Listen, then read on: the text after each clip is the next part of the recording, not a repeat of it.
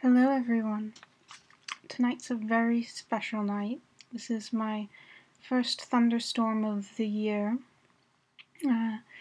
This is my, I wouldn't so much say character, as selective personality that I have developed as Foolish Arachne. This is kind of new for me. I will be reading for you tonight from H.P. Lovecraft's short story, The Hound. And if you don't like ghost stories, or if you're bothered by scary stories, probably don't want to watch this series of videos. And I would like to go through the entire thing, so it will take a few videos to do this. I'll try and do it all in one night. Maybe you'll hear some of the thunder.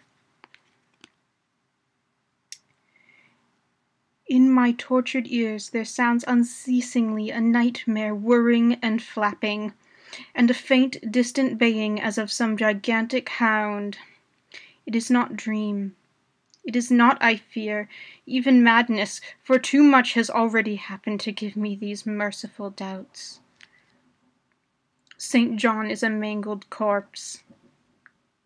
I alone know why, and such is my knowledge, that I am about to blow my brains for fear that I shall be mangled in the same way.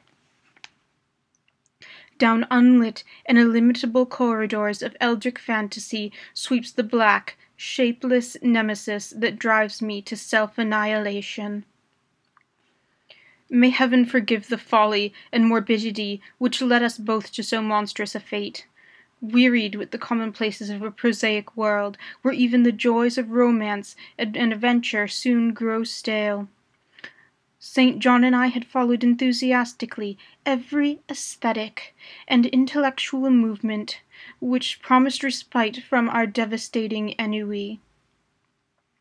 The enigmas of the symbolists and the ecstasies of the pre-Raphaelites, all were ours in their time. But each new mood was drained too soon of its diverting novelty and appeal. Only the somber philosophy of the decadents could help us, and this we found potent only by increasing gradually the depth and diabolism of our penetrations. Baudelaire and Huysmans were soon exhausted of thrills, till finally there remained for us only the more direct stimuli of unnatural personal experiences and adventures. It was this frightful emotional need which led us eventually to that detestable course which even in my present fear I mention with shame and timidity. That hideous extremity of human outrage, the abhorred practice of grave robbing. I cannot reveal the details of our shocking expeditions, or catalogue even partly the worst of the trophies adorning the nameless museum we prepared in the great stone house where we jointly dwelt, alone and servantless. Our museum was a blasphemous, unthinkable place, where the satanic taste of neurotic virtuosi we had assembled a universe of terror and decay to excite our jaded sensibilities. It was a secret room far, far underground, where huge winged demons carved of basalt and onyx vomited from wide, grinning mouths weird green and orange light. The hidden pneumatic pipes ruffled into kaleidoscopic dances of death the lines of red charnel things, hand in hand woven in voluminous black hangings. Through these pipes came at the will the odors our moods most craved, sometimes the scent of pale funeral lilies, sometimes the narcotic incense of imagined eastern shrines of the kingly dead, and sometimes, how I shudder to recall it, the frightful, soul-upheaving stenches of the uncovered grave. Around the walls of this repellent chamber were cases of antique mummies, alternating with comely, lifelike bodies perfectly stuffed and cured by the taxidermist's art. and with headstones snatched from the oldest churchyards of the world. Niches here and there contained skulls of all shapes, and heads preserved in various stages of dissolution. There one might find the rotting, bald pates of famous noblemen, and the fresh and radiantly golden heads of new-buried children. Statues and paintings there were, all of fiendish subjects, and some executed by St. John and myself. A locked portfolio bound in tanned human skin held certain unknown and unnameable drawings which it was rumored Goya had perpetrated but never dared acknowledge. There were nauseous musical instruments, stringed, brass, and woodwind, on which St. John and I sometimes produced dissonances of exquisite morbidity and cacodynamical ghastliness, whilst in a multitude of inlaid ebony cabinets reposed the most incredible and unimaginable variety of tomb loot ever assembled by human madness and perversity.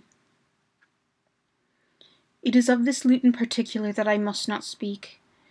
Thank God I had the courage to destroy it long before I thought of destroying myself. The predatory excursions on which we collected our unmentionable treasures were always artistically memorable events.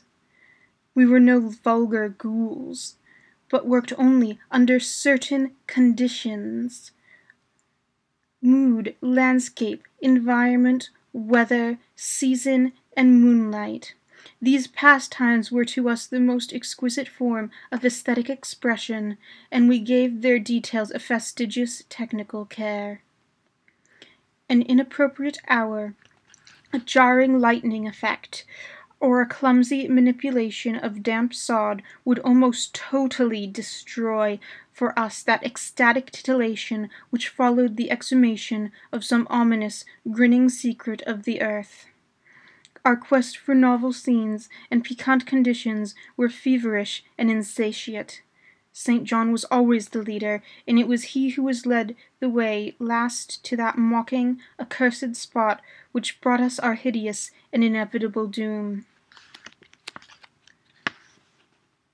By what malign fatality we were lured to that terrible Holland churchyard?